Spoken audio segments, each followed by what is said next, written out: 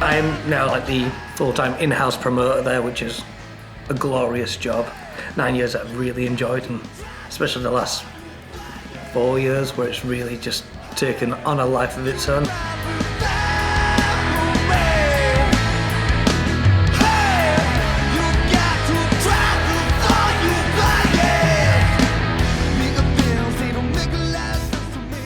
My job is basically rep every show. Some of them it's like I will have to get until 6. Other times, you're there from early in the morning right through to early in the morning. You tend to find that a lot of bands, once they finish the gig, they get on the tour bus and bugger off and don't want to know anything.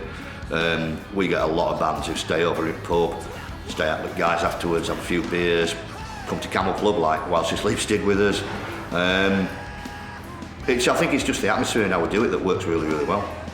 You can't really settle until they go on stage, and when you go on stage I like to, for the first song, stand in the crowd so you can feel that little bit of atmosphere when they get on stage and stuff, and then I go to the back and have a can of beer. I think my favourite thing is announcing a band, especially when it's someone that no one's expecting. You see like Facebook go crazy, like people going, oh my god, holy shit. And my first one for that was really big one where it's like a quick sell, was like the Bronx. Like no one expected that. Like, I didn't expect I'd been after it for like 5 years. And then when we finally got it announced, and everyone just lost their mind and stuff. The local scene in Huddersfield is getting way, way bigger now than it has been for years. It died off a lot when you look at sort of like all the big chain pubs taking over and smaller venues dying off. But you've had a bit of a reversal on that now. You're getting a lot of smaller places that are doing gigs and that. We had so many good compliments over the years. I can remember having an agnostic front there. Afterwards, the guitarist, it's like in his 60s now, something like that, but what I do, he came up to me and he was just like, this reminds me of CBGB's back in the day. And that was totally the coolest thing I've ever heard in my life. When we had Snot play down here, the lead vocalist, who within 30 seconds of starting his set lost half a tooth from somebody getting overly excited, turned around and said, wherever Lynn Strait is these days, whether he's in heaven or hell, he's probably smiling at the night that's basically happened down here, and said straight away that they want to come back. When I first started though, I think what I wanted to do was get it on the touring circuit, because we're like Huddersfield, we're not Leeds, we're not Manchester, we're Huddersfield. But it's always had so much potential. The management of Parish have always backed it and stuff like that, and they know what it could be and stuff. Then he just started growing and growing, and it's like when Carla was there and like with Tommy now, they've always wanted to see the venue do better and better. It's like going, so I get this band, and I'm like, wow, that's cool as shit, that's the best band I've ever had there. And then the fact like, well, where can we go next? We know what it's like to tour, and a band needs to stay healthy, so we try and cook them something really good, healthy, something that's going to fill them with good taste, just make them happy and stuff like that. We do the full thing, we've got accommodation for the bands, Mikey's got his special pasta bake that he does for everybody, and we make them comfy, A couple of weeks ago we had a band playing. I remember they were all in the dressing room and I was taking them all the rice up and everything like that. The guy turned to me and went, it's like Germany. I was like, that's cool. And another guy who puts on the odd gig there, he came up with me, telling me takes some stuff up, and it's like, what does he mean? Like it's like Germany, is that a good thing or a bad thing? It's like, that's a wicked thing, because if you go into a Germany, you're treated so well. And I think that's what's made us a bit of a winner venue-wise, because if your bands come and they're happy, they'll come back every time. Parish has always had like really good staff, and it's good to have them in the venue as well, because how they hire there, it's like everyone who works there's got their own sort of like personality and stuff, and it's outgoing. So, and sometimes on a Friday night, if everyone's having a really good time, you'll play a certain song. Next thing you know, you'll see all the bar staff on the bar, like some singing and dancing about. You're like, yeah, that's what you want to see in a bar. You don't want some dude in like a waistcoat and a bow tie going, what do you want, mate? Yeah, but yeah, Rat's been there a long time. Yeah, I think you can tell Rat loves it. The first ever gig that played down here, I did that. It was literally about a week after Chris Carr and Tommy had taken over, so I've done the full 10 years.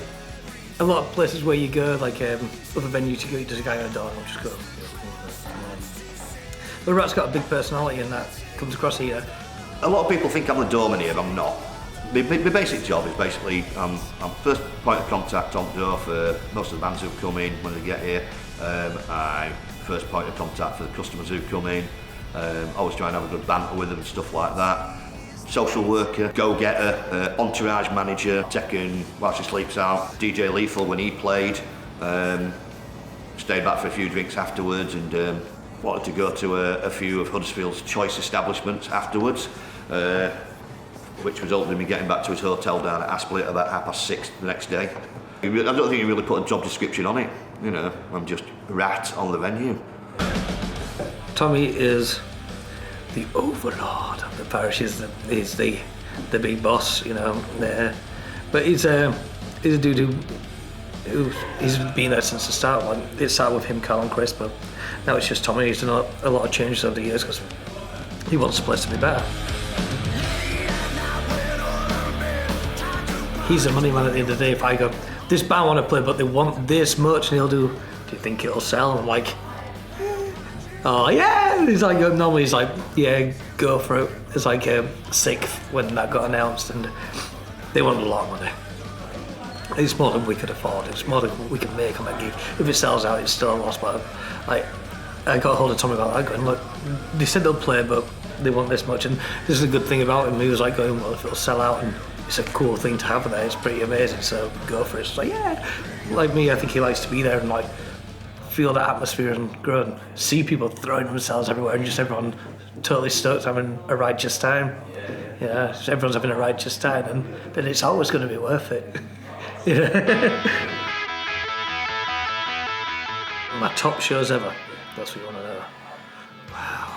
Voodoo Glow Skulls, also my first sellout, and it was a band that like I've loved since I was like about 15. That's what made me a little bit more hungry to see what other bands we could get. Of course, the Bronx, twice.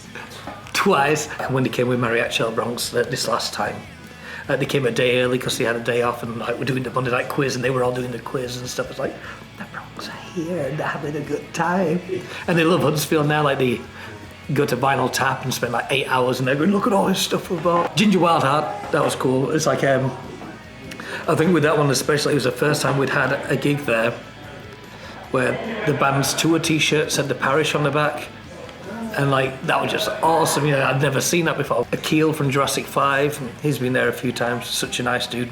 Yeah, it's cool that we've been able to get like such different genres in and stuff like that. And obviously from humble beginnings, getting local bands and stuff like that, to his first real big gig, which I think was Wheatus. Then obviously in the last couple of years we won the Pure Rock Music Award for Best UK Local Independent Venue. And on the back of that, we're getting much bigger bands now, you know, bands like the Bronx, Cancer Bats, While She Sleeps, you know, and way more stuff coming up of it next year. We might be a small venue, but that doesn't mean that these bigger bands won't come and play here. So let's be cheeky, let's go for these bigger bands. And I like the fact that people from outside Huddersfield talk about it now. There's so many good bands in Huddersfield and like the surrounding areas, and we're somewhere where a band can play the first ever show, you know, like to get the full light show and stuff like that, and great sound and stuff like that. But you know, bands that from the local are more established, and they can do it as well. It's just like I said, we want to make the Huddersfield scene better. Like if we get when we get bigger bands in, everything we can do to get a local band on, then that's all good, because it's good for the local band as well to maybe play in front of like an alien crowd, as it is if people travel from outside, not heard this band before. And look at this 10-year anniversary we've got coming up. It's like that list of bands, no matter how many times I look at it, I'm just like, holy shit, that's nuts. That's stupid, really. You know?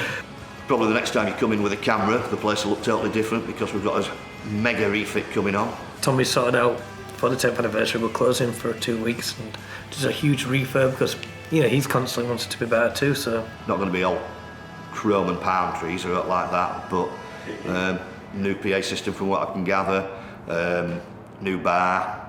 It's going to make it awesome. We want to make it the best venue of its size in the UK. Actually, I want to make it the best venue in the UK.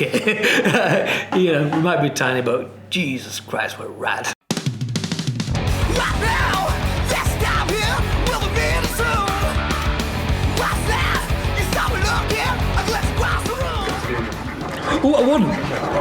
If I win this properly, Faith No More will come to the parish.